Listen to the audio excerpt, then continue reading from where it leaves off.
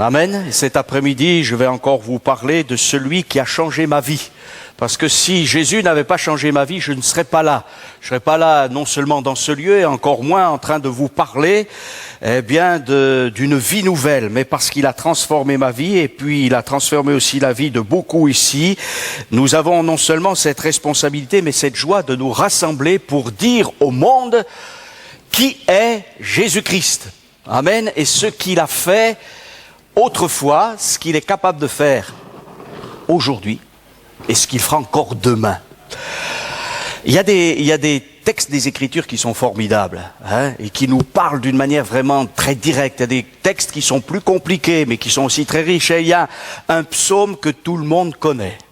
Voilà, ou du moins c'est un psaume qui est très rapidement, quand on commence à lire la parole de Dieu, on lit ce psaume. C'est le psaume 23. Mais non pas que je veuille vous décevoir cet après-midi, vous pourrez le lire, c'est un texte merveilleux. Mais on va lire le psaume 22. Et j'aimerais simplement vous dire que le psaume 22, le psaume 23, le psaume 24 forment une sorte de tout, comme on dit, une trilogie.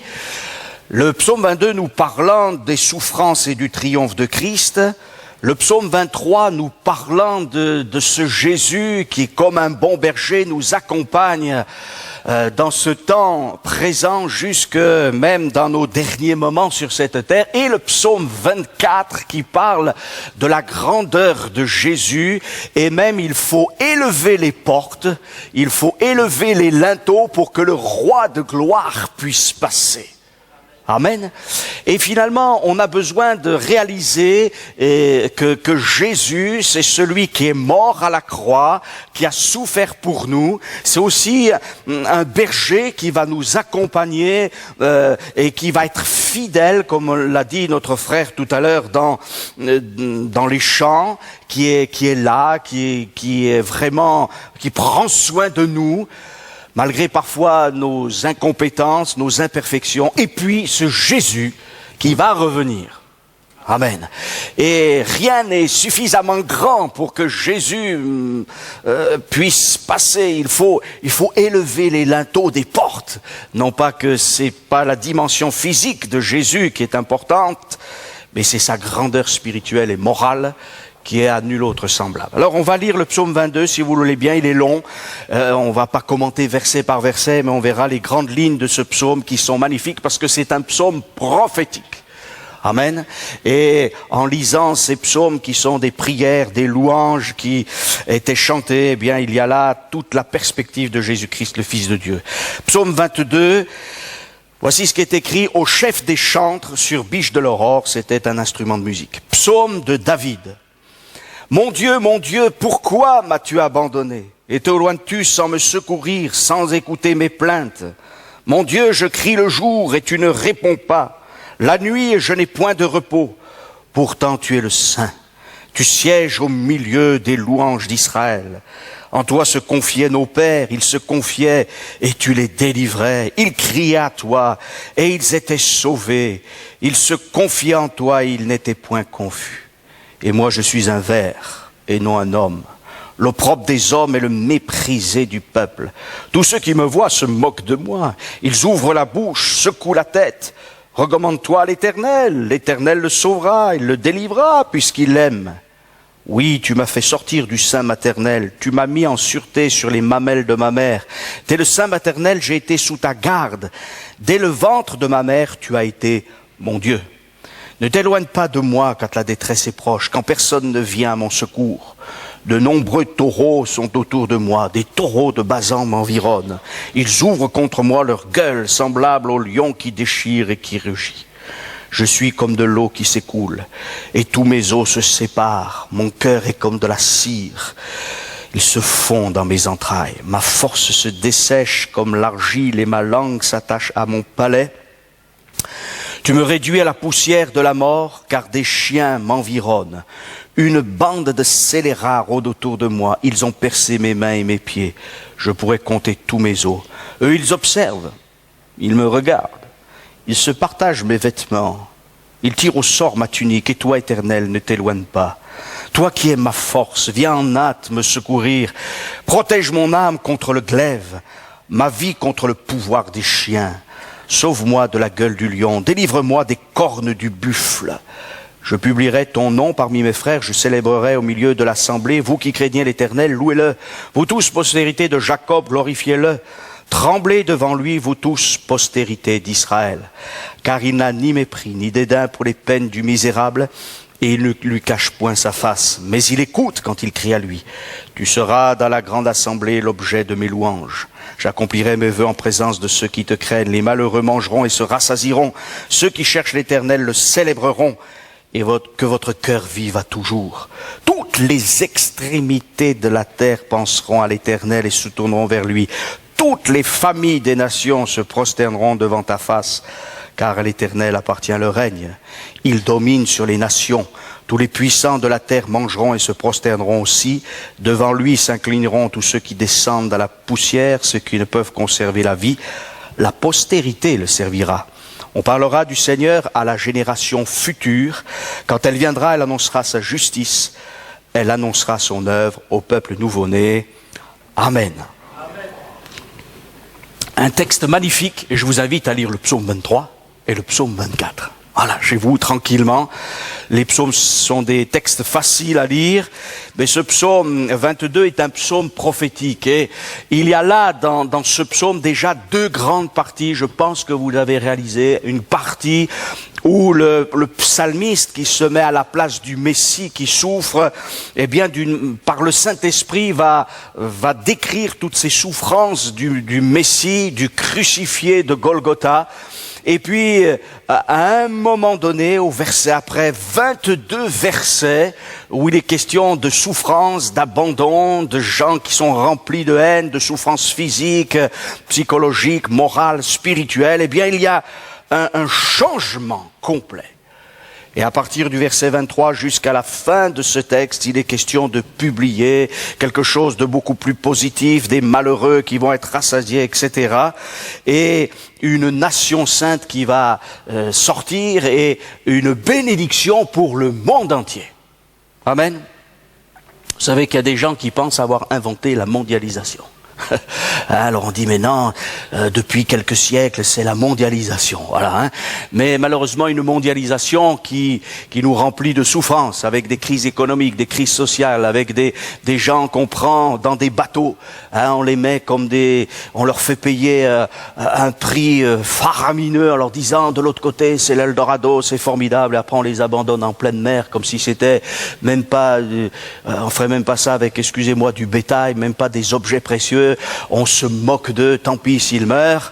Voilà, c'est ça la mondialisation, c'est ça les écarts sociaux, c'est ça les révolutions, les violences religieuses, morales, mentales, toutes ces oppositions de pensée, d'idéologie. Et finalement, on entend d'une manière récurrente les journalistes, toutes sortes de gens qui parlent à la télévision, à la radio ou sur Internet et qui disent « Notre monde ne va pas, notre monde est en souffrance ». Et c'est vrai que notre monde est en souffrance. Et ce psaume nous montre un homme qui est en souffrance. Une souffrance terrible, à nul autre semblable. Et ce que j'aimerais souligner cet après-midi, chers amis, c'est que c'est bien des fois de dire que le monde souffre. Mais quand nous-mêmes nous souffrons, quand nous-mêmes nous sommes dans la détresse, c'est peut-être terrible ce que je vais dire, mais la souffrance des autres, on la voit même plus, parce qu'on est tellement dans le deuil, on est tellement dans les pensées peut-être négatives de mort, de souffrance physique, que finalement, eh bien, le monde entier autour de nous pourrait s'écrouler. Ce qui nous importe, c'est d'être sauvés. Et cet après-midi, pour ma part, c'est ce que j'aimerais que vous soyez sauvés. Amen. Non pas parce que c'est mon programme, mais parce que c'est le programme de Dieu.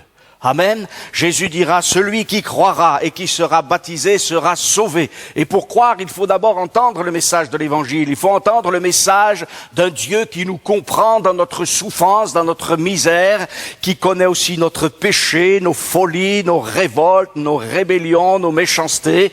Mais un Dieu qui est mort pour nous et qui veut nous délivrer, nous purifier du péché, non pas simplement pour nous faire échapper à l'enfer, mais pour que nous soyons à nouveau nouveau à l'image de Dieu, à l'image de ce qu'il avait créé, comme nous aurions dû être, c'est-à-dire dans la paix, dans la sainteté, dans une relation glorieuse avec Dieu, Créateur, Sauveur et Rédempteur.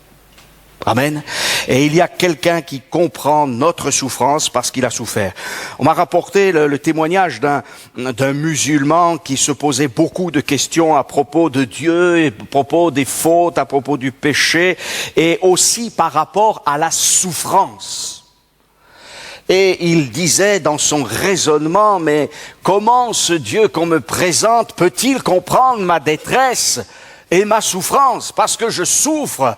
Et c'est vrai que Job pourra dire, eh bien, l'homme est né pour souffrir comme l'étincelle pour voler.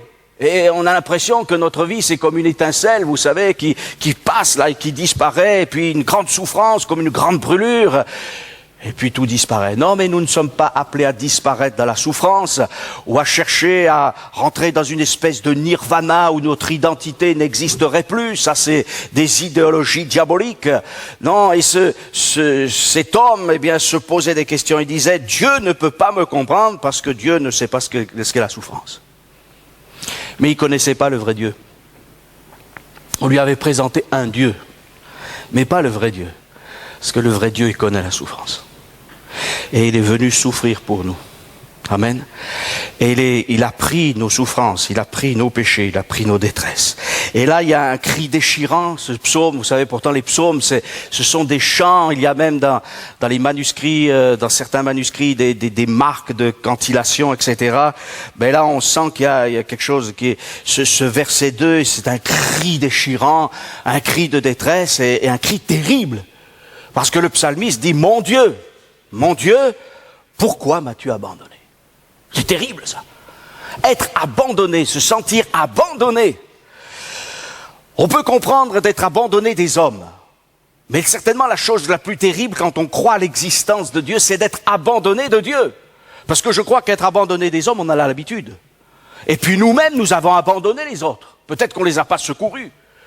Et l'être humain, finalement, sait très bien qu'il n'a pas grand-chose à attendre de son prochain, ou si peu, parfois une aide ponctuelle, mais il connaît aussi les limites des autres et ses propres limites. Donc il sait qu'il peut être aidé, il peut être secouru, mais pas jusqu'au bout, et que certains problèmes, certaines détresses, personne ne pourra intervenir, les hommes ne peuvent pas intervenir, et qu'il faut quelqu'un de plus grand. Et c'est vrai qu'il y a des proverbes qui sont pas bons, hein, voilà, vous savez, chacun pour soi et Dieu pour tous. Et c'est un peu comme ça. Mais on se dit, il y a peut-être quand même un Dieu qui est pour tous. Mais là, le psalmiste dit, mais mon Dieu, pourquoi m'as-tu abandonné? Ça semble un véritable drame, un drame existentiel, un drame de l'univers. Et le psalmiste va continuer parce qu'il dit, mais pourquoi tu ne me réponds pas alors que tu répondais à mes pères? Alors que tu répondais à mes ancêtres. Et il le dit, et pourquoi tu t'éloignes de moi sans me secourir, sans écouter mes plaintes? Mon Dieu, je crie le jour et tu ne me réponds pas. La nuit, je n'ai point de repos. Donc il semble que le ciel soit fermé. Mais c'est pour nous exprimer le fait que pour aller au calvaire, Jésus est allé tout seul. Et il fallait qu'il aille au calvaire. Il fallait qu'il aille à la croix. Il aurait pu échapper à la croix. Il aurait pu passer à côté de la croix. Mais l'humanité aurait été perdue. Et quand nous parlons de l'abandon du Père par le Fils, ce n'est pas un abandon comme quelqu'un qui abandonnerait définitivement un enfant, un être humain. Non, mais il est abandonné au sacrifice suprême. Et le Père et le Fils sont entièrement d'accord avec le Saint-Esprit pour ce sacrifice suprême. Mais ce sacrifice suprême, il est terrible. Pourquoi? Parce que il est injuste. Pourquoi celui qui est parfait, qui est saint, devrait-il mourir et se souiller pour des pécheurs qui lui crachent au visage? Pourquoi quelqu'un ferait-il du bien à ses ennemis jurés? Ça semble un non-sens. Et il faut que tout l'amour de Dieu soit déversé. Et en fait, l'expression de ce psalmiste, c'est ce qu'a vécu Jésus lorsqu'il a été crucifié. Et je continue la lecture. Le psalmiste dira, tu sièges au milieu des louanges d'Israël. Et c'est vrai qu'Israël n'a jamais cessé de louer Dieu d'une manière rituelle, liturgique. Et certains l'ont fait bien sûr d'une manière sincère, d'autres d'une manière très religieuse. Mais il y avait dans le temple, il y avait partout en Israël des gens qui chantaient les louanges de Dieu. Et le psalmiste dira, tu sièges au milieu des louanges d'Israël, en toi se confiaient nos pères, nos ancêtres. Et il souligne, il se confie en toi et tu les délivrais. Même il y a des périodes où on se dit, mais c'est pas possible, Dieu délivre son peuple, alors que quand même, c'est juste, ils reviennent un peu à Dieu, mais c'est pas excellent. Si vous lisez le livre des Juges, par exemple, vous apercevez qu'ils font toutes sortes de folies, ils vont vers les Baals, ils vivent dans la débauche, et puis à un moment donné, ils ont des problèmes, alors ils crient à Dieu. Et Dieu incline son cœur. C'est pas pour ça qu'ils sont revenus de tout leur cœur, mais ils ont crié à Dieu, et Dieu les a quand même délivrés. Et d'ailleurs, Dieu l'avait dit, quand vous reviendrez à moi, j'aurai compassion de vous. Voilà. Mais ce qu'il faut, c'est pas revenir un peu vers Dieu, mais c'est revenir de tout son cœur. Ce n'est pas de dire, Seigneur, arrange un petit peu mes affaires, guéris-moi dans mon corps, parce que bonne année, bonne santé, voilà. Oui, mais bonne santé spirituelle. Moi, je vais vous dire, mes vœux, c'est que vous soyez sauvés. Parce que même si vous deviez être malade jusqu'à la fin de votre vie, mais sauvé, il vaut mieux cela qu'être en pleine santé et aller dans les peines éternelles. Mais je crois aussi, alléluia, parce que je prie pour la guérison divine, que Jésus est capable de vous guérir dans votre corps. Amen. Mais la chose la plus importante, c'est le salut de votre âme. Ils se confiaient, tu les délivrais, ils criaient à toi, et ils étaient sauvés. Ils se confiaient en toi, et ils n'étaient point confus. Et il y a là, dans la pensée du psalmiste, quelque chose qui ne va pas, mais mes pères se confient en toi, et voilà, et d'une manière prophétique, David annonce les souffrances de Jésus. C'est extraordinaire de voir que des centaines d'années avant la crucifixion de Jésus, il y a des choses aussi précises. Et ça, c'est la parole de Dieu, chers amis. Je crois que la Bible est vraie. Amen. En déplaise à certains. Voilà. Et moi, je crois qu'il faut se confier en Dieu. Et là, il continue, il dira, je suis un ver et non un homme. On a dépouillé Jésus de ses vêtements. On l'a crucifié. On l'a rejeté. Et là, une nudité. Lui qui était couronné de gloire, habillé de sainteté. Moi, j'ai un costume cet après-midi. Je ne sais pas combien on l'a acheté. Enfin, je vous rassure, c'est pas les plus grands couturiers. Il y a des gens, quand ils ont certains, et vous savez, ils ouvrent là. C'est des costumes à 2000 €. Mais vous savez, on peut avoir un costume à 2000 € et pas être un prince. Mais enfin, Jésus était vraiment un prince. Un roi, couronné de gloire et d'honneur. Et là, il vient en toute humilité, comme un simple homme, et on le dépouille de tout. Je suis un ver et non un homme, l'opprobre des hommes, c'est-à-dire la honte des hommes. Voilà, c'est l'homme. D'ailleurs, vous savez, Pilate dira, après avoir couronné, Jésus est couronné d'épines, il est là ensanglanté, il dit, voici l'homme. Oui, c'est l'homme dans toute son horreur, dans toute sa détresse, dans toute sa folie aussi. Et il nous est dit, le psalmiste continue, il dira, tous ceux qui me voient se moquent de moi, ils ouvrent la bouche, secouent la tête et recommande-toi à l'Éternel, l'Éternel te sauvera, il le délivrera puisqu'il m'aime. Et là, on a l'impression d'être à la croix parce que les gens vont dire, mais descends de ta croix. Si tu es puissant, mais enlève les clous, puisque tu as guéri l'aveugle, puisque tu as ouvert les oreilles des sourds, puisque tu as chassé les démons, puisque tu as arrêté la tempête, puisque tu as été capable de nourrir une foule, qu'est-ce que c'est que quelques clous? Eh oui, qu'est-ce que c'est que quelques clous? Et là, et Jésus entend les moqueries, et il pourrait, en une fraction de seconde, sortir de ce supplice de la croix et ne pas mourir, mais il va rester sur cette croix.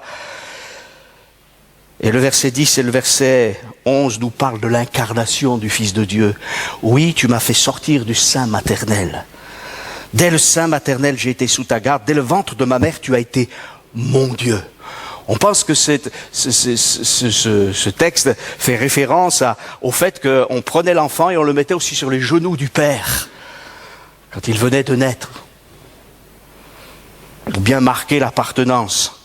Et là, le psalmiste dit, il s'adresse à Dieu. Il est à la fois homme et il est à la fois Dieu. C'est pas sur les genoux d'un homme, mais c'est auprès de Dieu. Chers amis, Jésus n'est pas l'homme-Dieu, mais il est le Dieu qui s'est fait homme. Je préfère l'expression Dieu-homme plutôt que homme-Dieu. Bien que je ne veux pas polémiquer sur cette expression, bien évidemment, vous me comprenez, parce qu'il est à la fois les deux. Mais il était d'abord Dieu. Et il s'est fait homme. Et c'est plus difficile de passer de ce qui est grand à ce qui est petit, plutôt que de passer à ce qui est petit à ce qui est grand. Or, Dieu, cet après-midi, veut que nous passions de notre misère à quelque chose de grand. Mais que nous n'oublions jamais que si ce que nous devenons, nous le devons grâce à notre Dieu et Père et à Jésus-Christ par le Saint-Esprit. Ce n'est pas nous qui pouvons changer quelque chose. Et là, le psalmiste continue, ne t'éloigne pas de moi, quand la détresse est proche, quand personne ne vient à mon secours. Et là, il y a une description de la crucifixion avant l'heure, et pourtant la crucifixion n'était pas pratiquée à l'époque vraiment de David. Même si elle existait, elle n'était pas courante, elle n'était pas en tout cas pratiquée par le peuple de Dieu. Et il est dit, ceci, de nombreux taureaux sont autour de moi, des taureaux de Bazan m'environnent. Ils ouvrent contre moi leur gueule. Je sais pas si vous avez vu des taureaux, il y a des taureaux qui font 1 tonne aujourd'hui. Alors en allant sur ce mur, là, parfois, peut-être que Wasso les a vus, des animaux, dites donc, vraiment, hein, c'est énorme. Et on le sait très bien, hein, vaut mieux pas embêter ce genre d'animal. C'est terrible. Et les taureaux de Bazan, c'était des taureaux réputés, c'est dans cette région du nord d'Israël, et où il y avait du gros bétail, des taureaux de Bazan m'environnent, ils ouvrent contre moi leur gueule, et puis il nous est dit, semblable au lion qui déchire et qui rugit. Et là, il y a une description de la crucifixion. Je suis comme de l'eau qui s'écoule. Tous mes os se séparent. Mon cœur est comme de la cire. Vous imaginez, il se fond dans mes entrailles. Ma force se dessèche comme l'argile. Vous avez vu l'argile quand commence à se dessécher, ça fait ça se flétrit. Il y a des sciures dedans. C'est terrible. Ma force se dessèche comme de l'argile et ma langue s'attache à mon palais. Jésus dira, j'ai soif. Et avec quoi va-t-on l'abreuver? Du vinaigre, de l'acide. C'est terrible ça. Tu me réduis à la poussière de la mort, car des chiens m'environnent. Et là, il y a les trois types d'animaux qui sont cités, les chiens, le lion, et puis également, donc plus loin, on le verra, le buffle. Hein, et 3 animaux, parce que là il est question des chiens sauvages, pas des chiens domestiques, il est question des lions, 3 animaux. On ne laboure pas avec un buffle, même si c'est un bovidé. Non, c'est un animal sauvage qui est là. Est-ce que notre monde ne serait pas devenu un monde de sauvagerie, de violence permanente? On ne sait plus si, en passant dans la rue, on va rester en vie. On ne sait plus si notre foyer va rester en vie. On ne sait plus ce que vont devenir nos enfants, ce qu'on va leur enseigner. On a perdu les repères. Et on a l'impression que, et d'ailleurs ça revient dans les Écritures, lorsque la Bible veut décrire des puissances spirituelles qui veulent faire du mal à l'homme, il est question de bêtes. C'est-à-dire des animaux inférieurs, violents, sauvages. C'est pour ça que dans le livre de Daniel, il y a des bêtes. Lorsque Nebuchadnezzar a voulu se croire supérieur et comme un dieu, Dieu lui dira, tu seras comme une bête. Parce que tu sais ce que tu es en fait. Tu es une bête. Et il souffrira de lycanthropie. Jusqu'au jour où il finira par dire, oui, il y a quelqu'un au-dessus de moi qui s'appelle Dieu. Et tout ce que j'ai pu faire, c'est parce qu'il m'en a donné l'autorisation. Et je crois qu'aujourd'hui, les gens se disent, on est libre, liberté, égalité, fraternité, etc. Nous sommes libres, nous ne voulons plus de tabous, etc. Mais jamais les hommes n'ont été aussi esclaves. Et en regardant le Messie, le Christ qui mourait sur la croix, on se disait, il est cloué maintenant, il ne peut plus rien faire. Il est inefficace, c'est fini, c'est terminé. Et encore aujourd'hui, On aimerait que le christianisme s'arrête, le vrai christianisme. On aimerait que Jésus se taise. Et pourtant, paradoxalement, je suis sûr qu'il va sortir 3 ou 4 livres dans l'année 2015 sur Jésus-Christ. Ça, c'est pas une prophétie, c'est une réalité. Pourquoi? Parce qu'on a un problème avec l'affaire Jésus. On a un problème avec ce Jésus qui a été crucifié. Si on est juif, on a un problème. Si on n'est pas juif, on a un problème aussi. Parce que ce qui nous dérange, c'est son message d'amour. C'est aussi ce message de sainteté qui revient. Lorsque les gens disent, vous savez, c'était à l'époque de Jésus, c'était ça, il faut manger de ça, il ne faut pas manger de cela. Et puis à côté de cela, on était menteurs, adultères et ceci, cela. Et Jésus dira, c'est pas ce qui rentre dans le corps de l'homme qui souille l'homme, mais c'est ce qui vient du cœur de l'homme. Et ça, on n'aime pas ce message. Ce message qui nous remet en question. On se dit, mais pourquoi Jésus a-t-il souffert? Ah, il y a eu un mauvais procès. On s'est trompé. Et oui, le monde entier s'est trompé. Parce que pour le procès de Jésus, il y avait le monde entier. Tous les représentants des nations étaient là. On a fait erreur. C'est une injustice. Il y a même un insensé, un fou qui a dit récemment qu'il voulait réviser le procès de Jésus pour le réhabiliter. Mais il n'a rien compris au message de l'Évangile. Jésus ne nous demande pas de le réhabiliter. Jésus nous dit qu'il est mort pour nous à la croix du Calvaire. Et qu'il a pris nos péchés sur lui, et de saint qu'il était, il a été souillé par nos péchés, il a été fait péché pour nous, afin que nous devenions sainteté en lui. Amen. Et là, le psalmiste dit, des chiens m'environnent, une bande de scélérats autour de moi, ils ont percé mes mains et mes pieds. Voilà, comme un lion, je pourrais compter tous mes os, ils observent, ils me regardent. Et là, encore un texte prophétique précis, ils se partagent mes vêtements, ils tirent au sort ma tunique. C'est ce qui est arrivé au moment où Jésus a été crucifié. Les soldats romains ont dit, ah bah quand même, c'était précieux les vêtements. C'est toujours précieux, mais ça l'était encore plus à l'époque. Et puis cette tunique sans couture, eh bien on va la tirer au sort. La précision de l'écriture, alors qu'il y a des centaines d'années, chers amis. Oui, je crois que la Bible est vraie. Mais pourquoi la Bible est vraie? Parce que c'est la parole de Dieu. C'est la parole du vrai Dieu. Amen. Moi, pendant des années, j'aimais beaucoup la parole de Dieu. Je lisais la Bible et j'étais là, j'étais enfant et j'écrivais des choses sur la Bible. J'aimais David, j'aimais Abraham, j'aimais Jésus, j'aimais Pierre, j'aimais Paul et tout ça. Voilà. Parce que j'avais été enseigné. Mais il y a un moment donné où j'ai rencontré Jésus différemment. Et comme dira Paul, je le connaissais selon la chair, mais je ne le connaissais pas selon la révélation de l'Esprit. Et j'ai réalisé très jeune, eh bien que Jésus était venu pour moi, qu'il avait accepté d'être abandonné pendant quelque temps sur une croix pour me sauver, amen, pour me délivrer. Et le psalmiste dira, et toi éternel, ne t'éloigne pas, toi qui es ma force, viens en hâte, à mon secours, protège mon âme contre les glaives, ma vie contre le pouvoir des chiens, sauve-moi de la gueule du lion, délivre-moi des cornes du buffle. C'est un cri. Et ça a été fait. Parce qu'autant l'abandon a duré quelques heures, mais le 3e jour, Christ est ressuscité. Amen. Et c'est pour ça que d'un seul coup, il y a un changement. Amen. Une croix où l'homme parfait, où le juif parfait, où l'être parfait meurt. Il prend tout notre péché. Il n'aurait jamais dû mourir, Jésus. Mais parce qu'il a pris notre péché, notre misère, notre condamnation, alors il est mort à notre place. Mais la Bible nous dit qu'il a été exaucé aussi à cause de sa piété. Et c'est le seul homme sur la terre qui a été exaucé à cause de sa piété. Parce que nous, on ne peut pas être exaucé à cause de notre piété en disant, Seigneur, tu vois, j'ai prié 2 heures, j'ai fait ça. Non. Tu peux prier 10 heures, 15 heures, c'est bien. Mais ce n'est pas pour ça que tu seras sauvé. Tu es sauvé par grâce. Amen. Alléluia. Et là, il y a un changement. Amen. Vous aimez les changements? Le salaire du péché, c'est la mort. Mais le don gratuit de Dieu en Jésus-Christ, c'est la vie éternelle. Alléluia. Si quelqu'un est en Christ, il est une nouvelle création. Alléluia.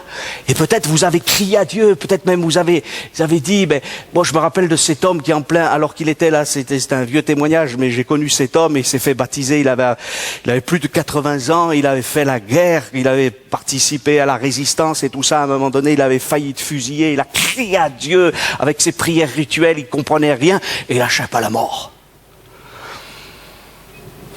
Mais il n'avait pas rencontré Jésus. Et environ 40 ans plus tard, il entend parler de l'évangile, dans une petite réunion, il n'y a pas beaucoup de personnes, et là il donne son cœur au Seigneur. Il y avait peut-être 15-20 personnes. Et là cet homme est bouleversé. Et se dit ce que ma religion m'a jamais apporté, mais je sais qu'à ce moment-là où j'ai crié à Dieu, Dieu m'a conservé en vie parce qu'il voulait que j'entende beaucoup plus tard le message de l'évangile afin que mon âme soit sauvée. J'ai été sauvé physiquement, une première fois. Mais j'ai été sauvé spirituellement, la seconde fois. Amen. Et là, il est dit, je publierai ton nom parmi mes frères. Mais qui a commencé à prêcher l'évangile pour la première fois? Si ce n'est Jésus-Christ.